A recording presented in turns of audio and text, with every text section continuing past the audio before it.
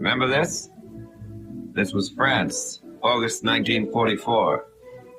It was a kind of honeymoon for the American army and the American people. Remember at home we were worrying about reconverting war plants to civilian production. Remember we were worrying that we would be left with too many shells and too many tanks when the war ended? Remember we were looking around for a job in some civilian industry so we wouldn't get caught short when the need for machine guns and bandages was suddenly over? Well, the honeymoon ended. On December 16th, the triumphant cheers died down in Europe. In the Christmas season of 1944, nobody was predicting that the war would end by Saturday night or a week from Wednesday. And today, with the good news from all fronts singing on all radios, let us remember the dying days of 1944.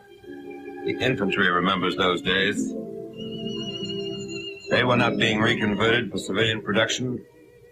Nor were they worried then or ever that they would be left with too many shells or too many tanks. The army had come fast and far last fall. We had developed a certain tendency to become complacent. Complacency came to an end in time for the Christmas season. These men had never been complacent. As they fought, they did not seek employment in civilian industry that would secure them after the war. They did not complain about the scarcity of butter or roast beef or the high cost of living.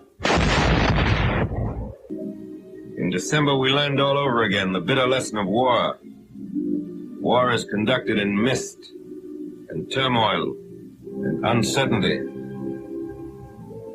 Victory comes on no silver platters.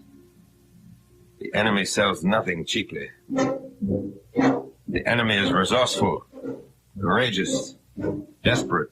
The Nazi Party is willing to sacrifice every building and every soul in Germany to stave off defeat.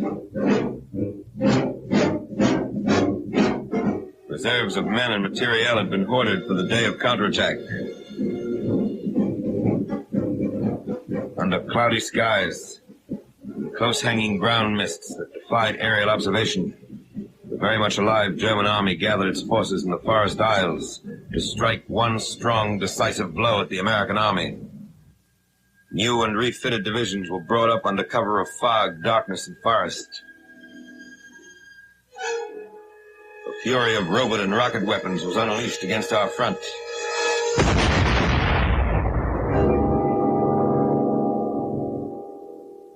In one day, the enemy smashed through the defenses of the American First Army on a 45-mile front and was biting deep into Luxembourg and Belgium. In 24 hours, the initiative changed hands, and the German army, which had put the word blitzkrieg into all languages, unleashed its desperate offensive. They had picked a time when the weather prevented us from using the air weapon, the weapon in which we decisively outweigh them.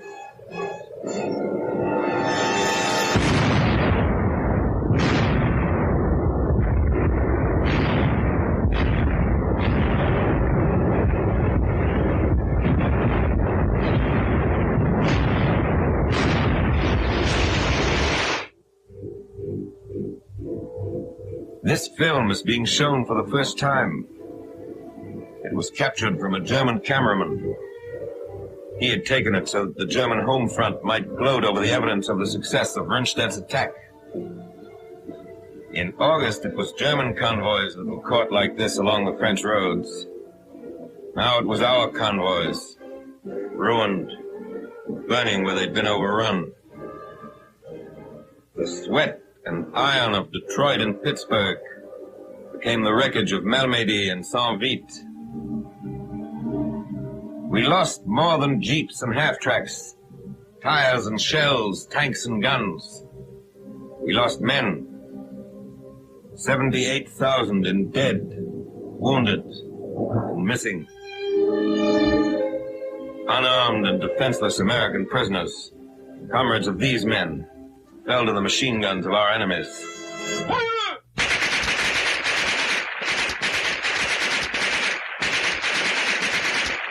Germans smoked Camels and Chesterfields robbed from American dead, and the Nazi cameraman filmed it to amuse and reassure the moviegoers of Munich and Berlin.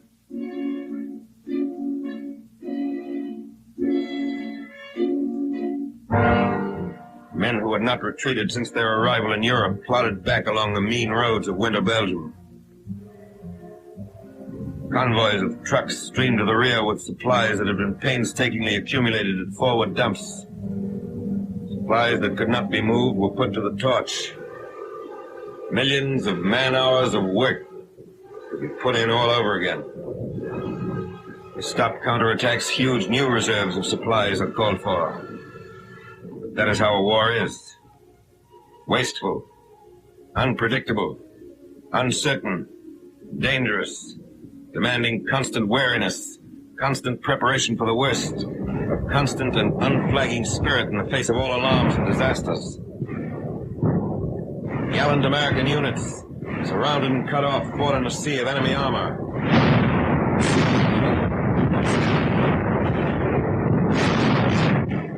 Anti-aircraft guns were fired point blank as anti-tank guns until they were overrun.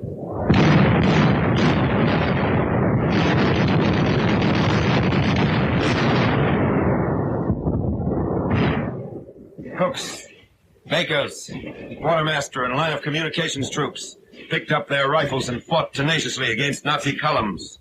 The weather cleared and the Air Force took to the skies to bomb and strafe and fight the rejuvenated Luftwaffe to the ground.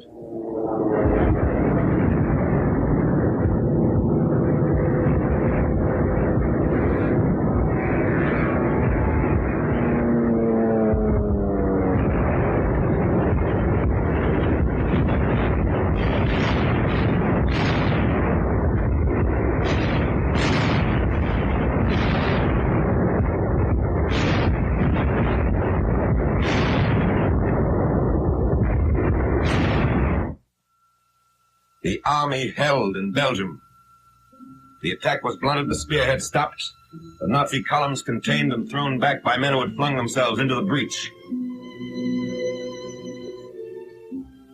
In the wild gamble of war, a momentary equilibrium had been gained. The cost had been great, and there were no guarantees being issued on engraved paper on the Western Front that the time of counterattacks was over. Nor, despite the great victories in the Pacific, were there guarantees being issued that there would be no counterattacks against the many islands we'd won back from the Japs.